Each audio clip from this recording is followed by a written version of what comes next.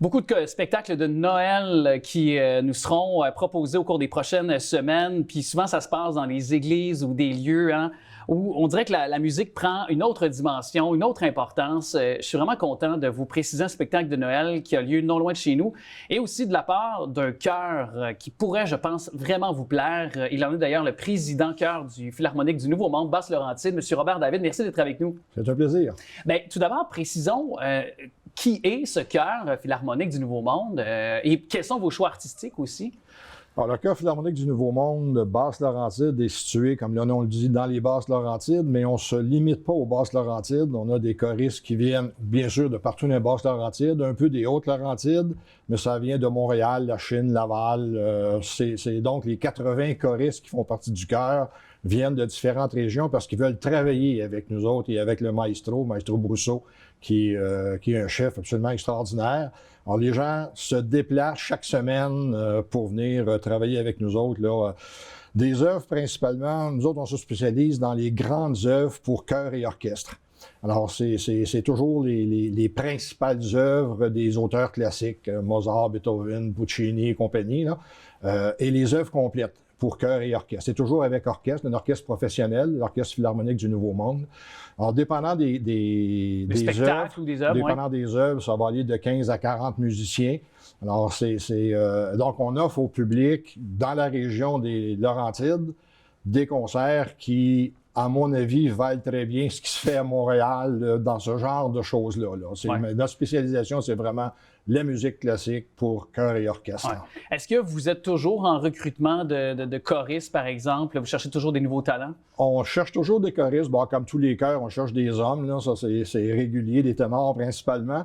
Mais c'est ouvert à toutes les voix. C'est ouvert aussi à tous les âges, hommes, femmes, de 18 à 90 ans. Là. Je veux dire, ça reste... Là, en autant que les gens ont une bonne voix et qu'ils sont en mesure de lire un peu la musique, là, on s'occupe ensuite de leur fournir les outils pour pouvoir monter les pièces. C'est ça. Puis en même temps, bien, comme vous dites, vous êtes des gens d'expérience. Vous avez parlé de Maestro Brousseau. Donc, si quelqu'un a un talent, un potentiel, puis que vous le dépistez, vous allez être capable quand même de l'amener au prochain niveau, puis de le faire développer aussi. C'est ça qui est important à le dire. Tout à fait. Et ça, c'est un de nos objectifs, de faire en sorte qu'on augmente toujours le niveau. Là, les gens apprennent les techniques vocales, les techniques, etc. Et avec Michel, les choses avancent d'une année à l'autre. Donc, il y a une spécialisation qui se fait. On a beau être un chœur amateur. En fait, on est amateur parce qu'on n'est pas payé, mais le niveau des concerts est un niveau de type professionnel. Oui, c'est ça que je veux. Puis, je me permets une parenthèse avec vous, puis après ça, on pourra parler des événements qui s'en viennent très bientôt, mais il y a cette recrudescence d'intérêt pour la musique classique. Certains vont dire aussi néo-classique parce qu'il y a des pianistes, je pense à une Alexandra Strelitzky, qui est une des fers de lance parce que c'est une Québécoise aussi, Jean-Michel Blais en est un autre aussi, qui font le tour du monde avec leur musique.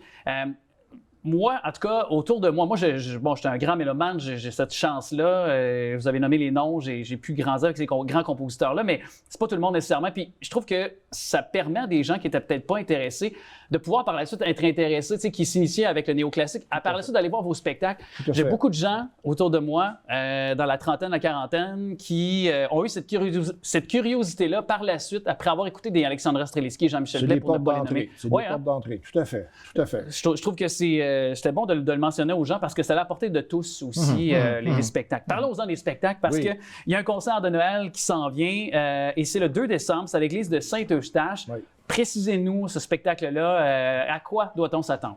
Je fais un peu du pouce sur ce que vous venez de dire parce que l'auteur avec lequel on travaille cette année, nous autres, moi je vous disais tantôt, on travaille avec les classiques habituels, mais là on travaille avec un auteur contemporain là, qui est encore vivant, qui compose encore, là, John Rutter, qui est un auteur britannique qui fait du classique, je dirais dire contemporain, mais pas de la musique contemporaine dans le sens un peu difficile. Là.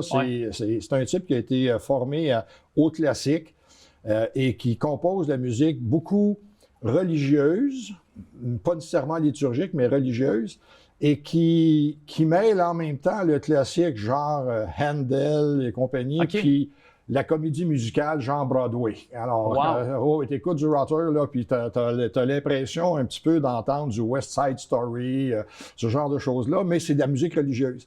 Alors, dans le concert qu'on va donner le 2 décembre à Saint-Eustache, là, la pièce maîtresse, c'est son Magnificat, qui est une œuvre en 5 pièces, dans laquelle, puis bon, j'ai entendu une entrevue avec lui là, dernièrement, là, il a son Magnificat, il a voulu faire quelque chose de très ensoleillé, de très... accessible. Ah, tout à fait. Ah oui, je veux dire, il y a toutes sortes de rythmes là-dedans. Là. Tu as l'impression d'être dans le Sud un peu, là. Il disait lui-même, j'ai composé un Magnificat pour les gens du Sud, des Mexicains ou quoi que ce soit. Donc, il y a des rythmes avec lesquels nous autres, on a le goût de danser, là, mais en même temps, il faut se retenir un peu.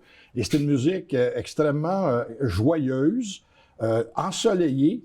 Puis il disait lui aussi, moi je viens d'un pays de nuages et de temps gris qui mouille tout le temps. De temps gris, puis là j'avais le goût de faire quelque chose d'éclaté puis d'ensoleillé. Alors c'est donc une œuvre majeure, très très accessible. Moi je disais, tu n'as jamais été dans un concert classique, là, viens faire un tour, tu vas sortir de là, tu vas avoir le goût d'en avoir d'autres, là, parce qu'il y a quelque chose à un moment donné de très dynamique dans ça.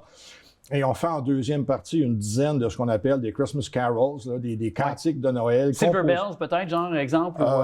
Silent Night, Holy Night, ce genre de choses-là. Mais il y a aussi des compositions de Rother lui-même qui sont de petits bijoux, mais vraiment de petits bijoux, là, qui pour nous autres sont des défis parce que il y a quelque chose à l'anglaise là-dedans, là, donc un petit peu des fois tranquille, mais en même temps très éclaté. Alors c'est quelque chose d'intéressant. Ça risque d'être fort intéressant, certainement. Puis on sait que lorsqu'on se transpose dans peu importe c'est où, une cathédrale, une église, il y a quelque chose, une dimension qui vient automatiquement, je pense, quand on entend, tu sais, le minuit chrétien, là, on fait l'image, là, mais quand c'était le fameux classique, là, pour ceux qui ont assisté à une messe de minuit, là, puis on entonnait là, une voix d'homme là, chaude, puissante là, également, là, il y a toujours quelque chose qui s'empare de nous, les émotions. Là, t'en as 125 qui vont l'entonner en même temps. Là. C'est encore mieux qu'un ampli de guitare électrique.